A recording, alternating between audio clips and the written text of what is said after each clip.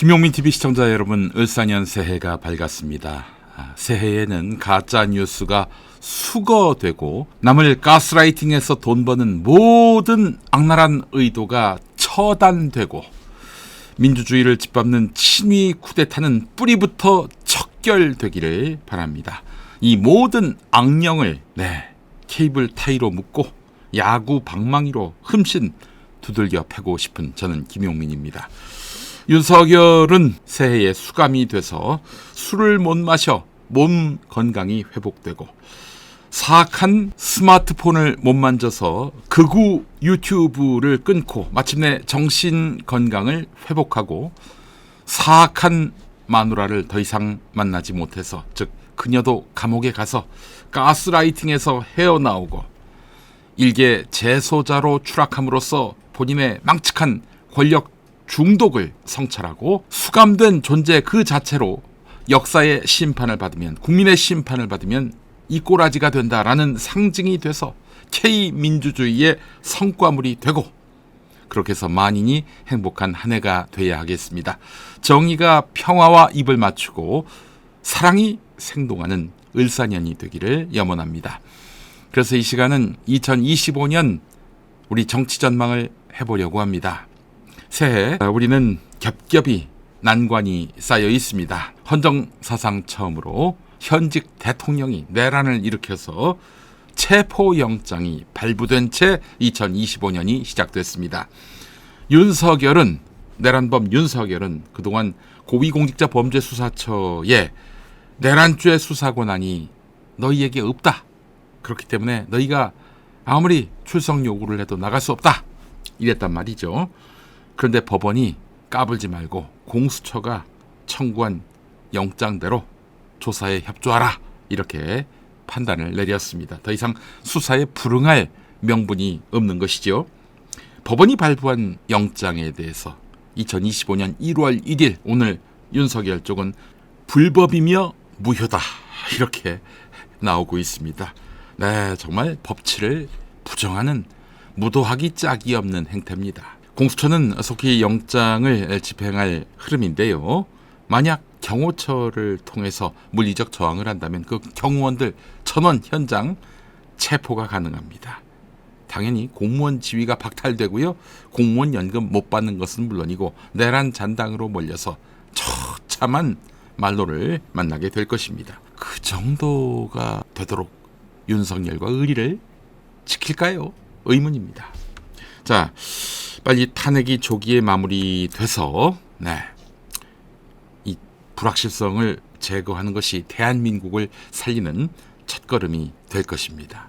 올해 이 정치권의 관심은 조기 대선에 쏠려 있습니다. 아직까지도 윤석열이가 헌법재판소의 탄핵 심판에서 이겨서, 그러니까 기각이 돼서 또는 각하가 돼서 돌아올 수 있을 것이다 믿는 얼간이들은 이 방송 안 보고 계시겠죠?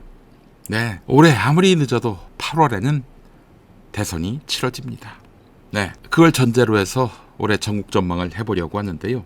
윤석열 선거 결과는 개헌 반대 여론이 압도적으로 기울었고요. 또한 오늘 각종 신문들 여론조사를 보면 70%가 잘했다, 탄핵 잘했다, 그리고 파면해야 한다, 여기에 힘을 실었습니다. 그렇기 때문에 파면 쪽으로 기울 것이고, 파면 판단이 나오는 즉시 60일 이내에 대선이 치러져야 합니다. 그래서 언제 파면 처분이 나오느냐, 바로 그 시점으로부터 플러스 2달이 결국 대선일 아니겠습니까? 자, 올해 대선은 우리 정치 최대 관심사라 아니할 수 없습니다. 자, 정치권의 최대 관전 포인트, 조기 대선이라고 말씀드렸습니다.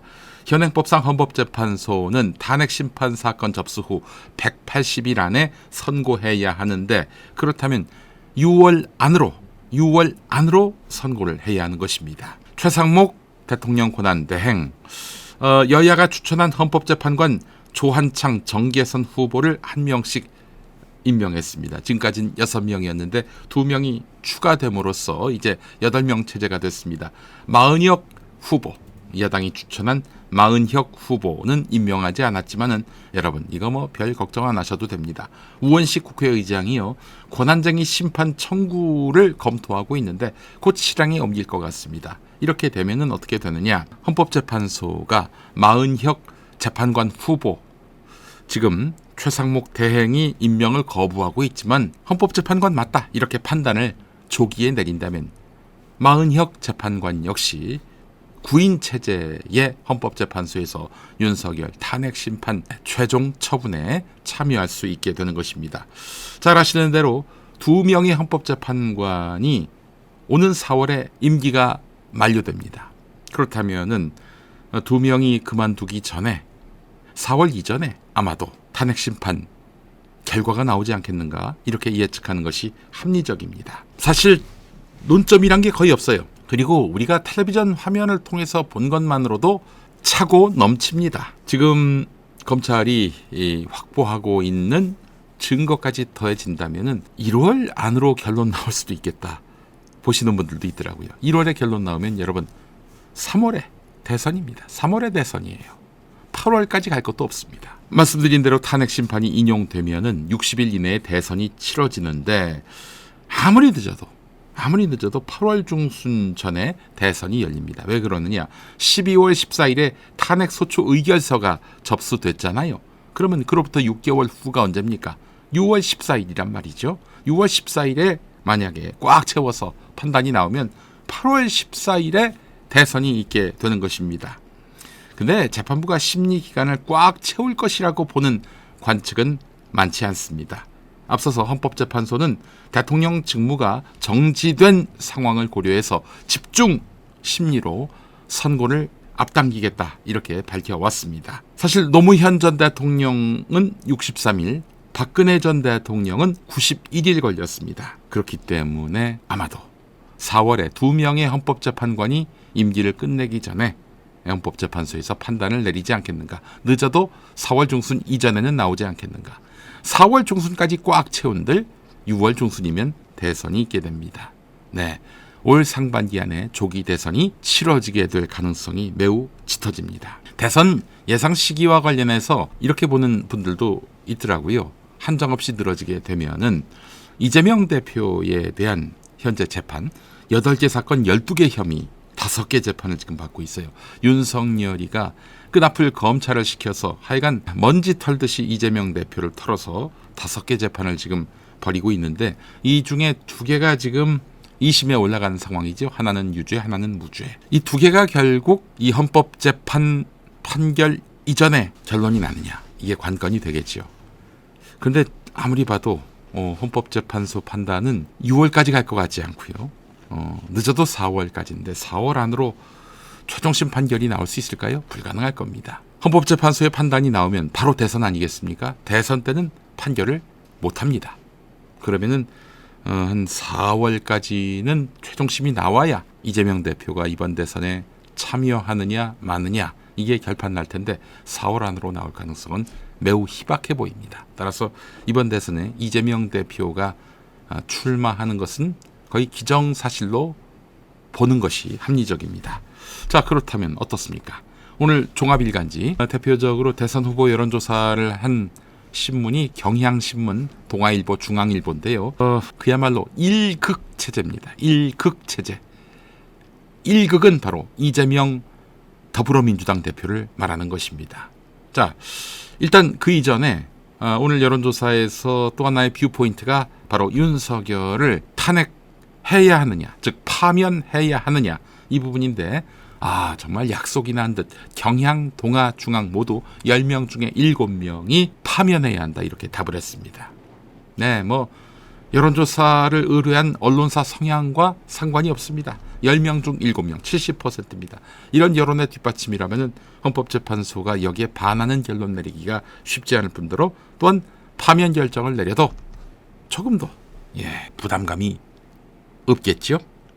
자, 이제 관심은 조기 대선이 치러졌을 경우 차기 대통령감이 누구냐 이 부분입니다. 자, 동아일보부터 보겠습니다. 동아일보는 그냥 다 얘기해봐라. 정당 관계없이 다 얘기해봐라. 이렇게 물어봤더니 1위 이재명 39.5, 2위 홍준표 8.9, 3위 오세훈 8.7, 4위 한동훈 8, 5위는 우원식 국회의장인데 4.8, 그리고 6위는 김동연 경기도지사 4.3 이렇게 돼 있습니다. 가상 양자 대결을 했어요. 동아일보 조사가 가장 구체적인데요. 이재명 대 홍준표 47.6 대 20.5, 이재명 오세훈 48.7 대 21.9, 그리고 이재명 한동훈 48대 16.1. 와, 이건 뭐 절반도 못 쫓아가네요. 예, 이재명 대표가 국민의힘 후보군을 큰 차이로 앞섰습니다.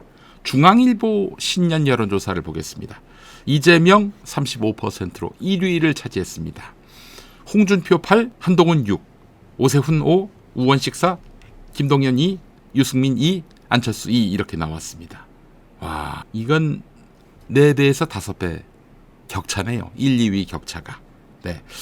범진보 후보 지지율 합은 44, 범보수 후보 지지율 합은 33이었습니다. 경향신문 조사도 보겠습니다. 차기 대선 후보 선호도 조사에서 이재명 33, 한동훈 7, 오세훈 5, 홍준표 4, 김동연 2, 우원식 2 이렇게 나왔습니다. 네, 여기도 4배에서 5배 격차네요. 1, 2위 격차가. 범야권 후보만 따로 물어봤더니 이재명 32, 김동연 10, 김부겸 8, 우원식 7 이렇게 나왔고요. 범여권 후보만 물어봤더니 유승민 15, 한동훈 12, 오세훈 11, 홍준표 9 이렇게 나왔습니다. 자, 이번 조사 결과를 보면서 우리가 알 수 있는 것은 1극이다. 1극. 이재명 1극이다. 누구도 비슷하게 따라오는 후보가 여야 통틀어 아무도 없다. 이겁니다.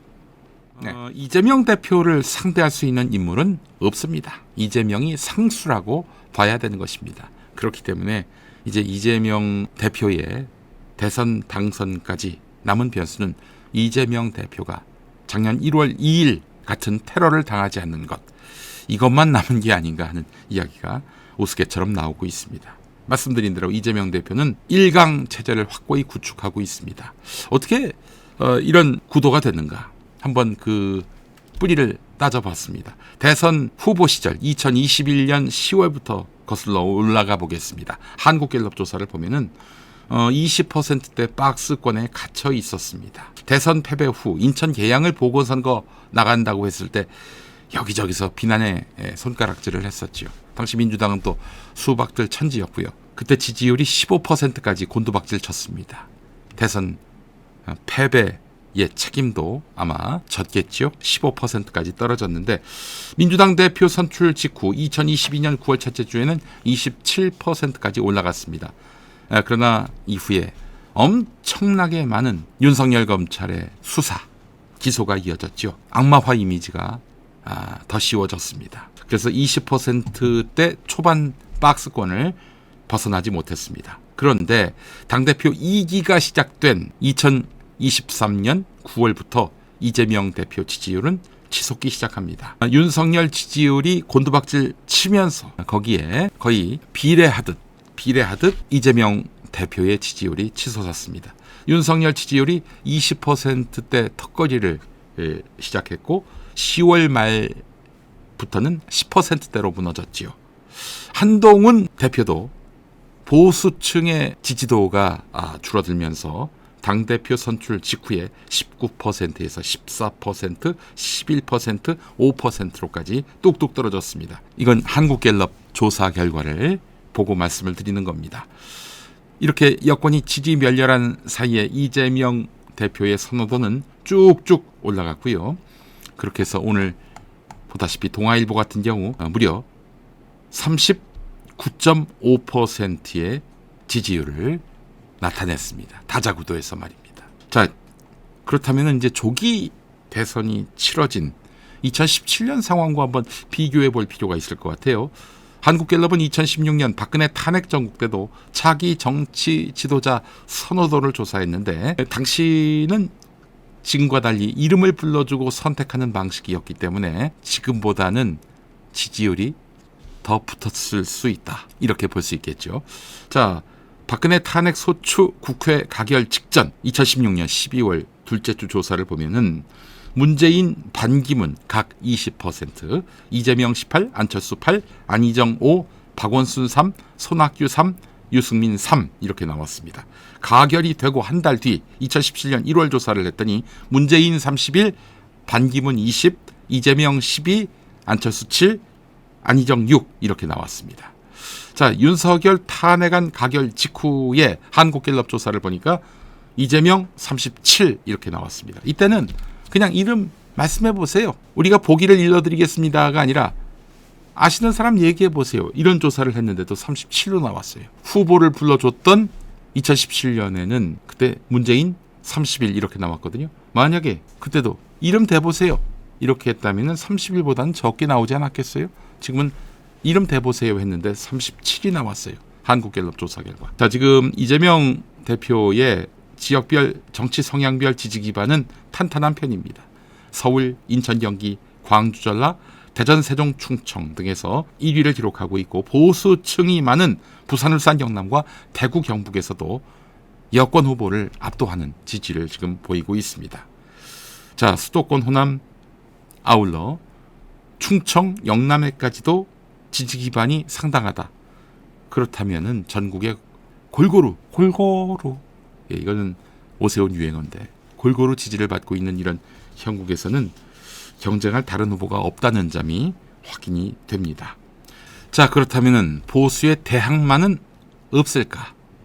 제가 짧게 말씀드리겠습니다. 없습니다. 없어요. 제가 우리나라 대표 여론조사 회사의 대표와 문자로 대화를 나눴습니다. 제가 그 대화 내용을 읽어보겠습니다. 대표님 보시기에 여권 후보는 누가 될 거라고 보십니까? 그 대표 말씀이 글쎄요. 보수는 지지 멸렬해서 눈에 띄지도 않네요. 라고 말씀하셨습니다. 올림픽 정신으로도 대선에 참여하기가 힘들겠군요. 라고 하니까 여론조사 업체 대표는 다들 독인 객인인데 오세훈, 홍준표, 한동훈이 한자릿수 도토리 키재기, 안철수, 이준석이 끄트머리에 있고 그 외에 원희룡, 권성동, 권영세 친윤들, 외부 인사 영입으로 거론되고 있는 이창용 한국은행 총재, 지자체장 그룹, 유정복이라든지 김태흠, 이 사람들은 스스로 이름을 올리기를 희망하는 사람들인데 가망이 없지요. 정말 인재가 없지요. 그래서 제가 또 물어봤습니다. 이재명 대표 말고 민주당 주자도 없다고 봐야겠지요? 그러자 여론조사 업체 대표는 그렇지요 라고 답을 했습니다. 자, 지지 멸렬한 국민의힘. 네, 당 지지율은 말할 것도 없고 주요 대선 후보 선호도 성적 모두 처참합니다. 처참해요. 그나마 윤석열에게 맞짱 떴던, 그래서 별의 순간을 여러 번 경험했던 한동훈 전 대표 역시 지금 차기 대권 주자 순위에서 고만고만한 사람 중에 하나가 됐습니다. 그동안 보여주었던 이 누란의 위기 속에서 보여줬던 리더십은 사람들이 쉽게 잊지 않습니다. 그렇기 때문에 이번엔 나와봐야 되지 않을 뿐더러 도리어 욕만 바가지로 먹을 가능성이 있는 것입니다. 국민의힘 지지층, 보수층, 대구 경북 70대 이상 어느 누구에게서도 지금 이렇다 할 지지를 받지 못하고 있는 상황입니다. 홍준표 대구시장 마찬가지입니다.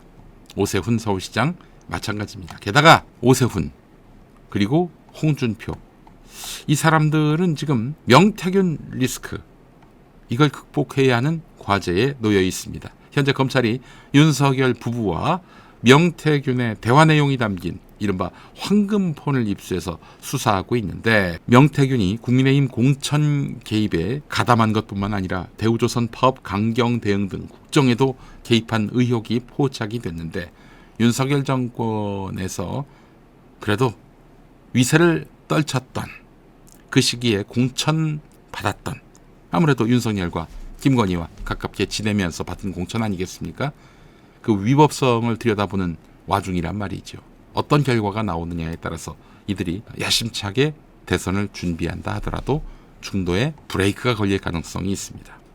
그리고 직을 던지고 나와야 할 텐데 홍준표 정도만 직을 던질 마음이 있지만 오세훈은 갈팡질팡하고 있는 것으로 알려져 있습니다. 예, 안 나올 것 같습니다. 제가 봤을 때는. 뭐 되지도 않을 거 나가서 결국 내란 숙의 윤석열을 대신해서 얻어맞는 일 말고는 없지 않겠습니까?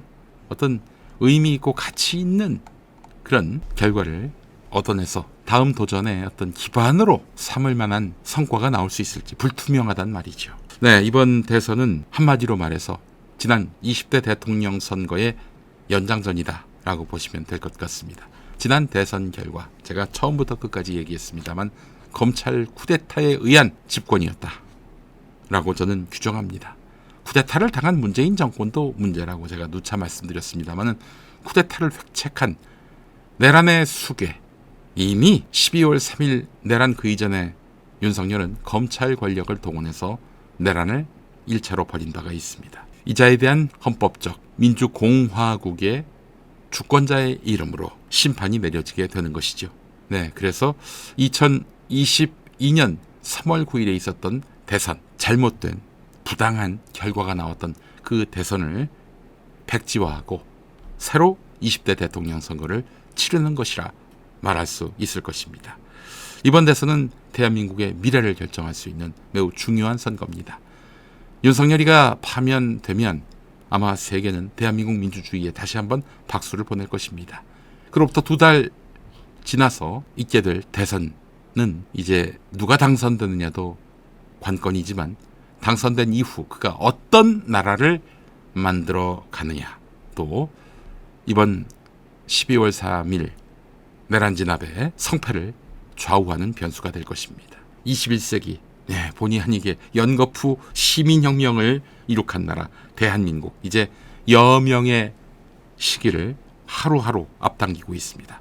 2025년 우리 사람 사는 세상의 꿈을 한층 더 가까이 실현하는 국민이 됩시다.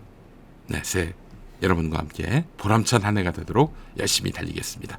김용민TV 시청자 여러분, 새해 복 많이 받으십시오. 감사합니다.